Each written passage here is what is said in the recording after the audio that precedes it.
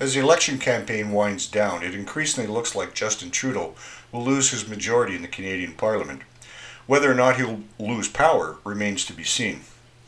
In the waning days of the campaign, former U.S. President Barack Obama tried to throw Trudeau a lifeline by tweeting an endorsement saying, "I was proud to work with Justin Trudeau as president.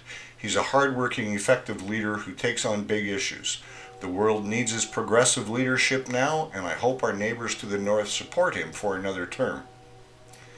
Trudeau promptly acknowledged the support, saying, "Thank you, my friend," and the Liberal Party quickly sent out a fundraising message using the Obama support as the reason to donate.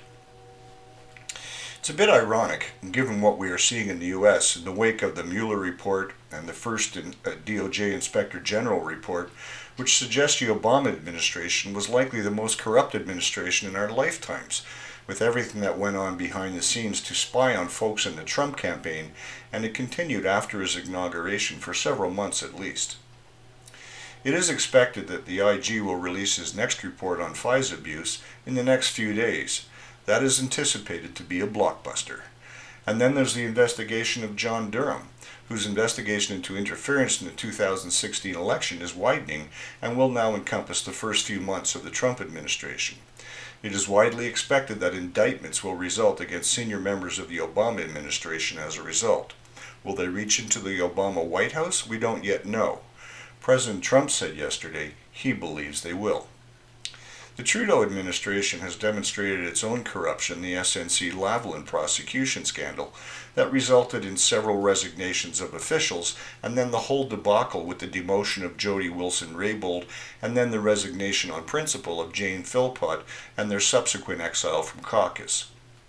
So we have the most corrupt president of the United States endorsing a corrupt prime minister, so that seems about right. Birds of a feather and all that. The question of whether it's appropriate for a former U.S. president to inject himself into a Canadian election campaign is a whole other matter. Elections Canada has restrictions on foreign contributions in our elections. President Obama charges as much as $500,000 to speak. Does his endorsement then become an election contribution in kind as the thing of value? That's a legal question I won't get into, but the question of appropriateness in and of itself remains. Whether Trudeau should have accepted the endorsement so readily is also questionable, especially given the cloud the Obama administration is under with the separate IG investigations and the Durham investigation expected to report in the near future. Trudeau might have better been served by passing on accepting that endorsement.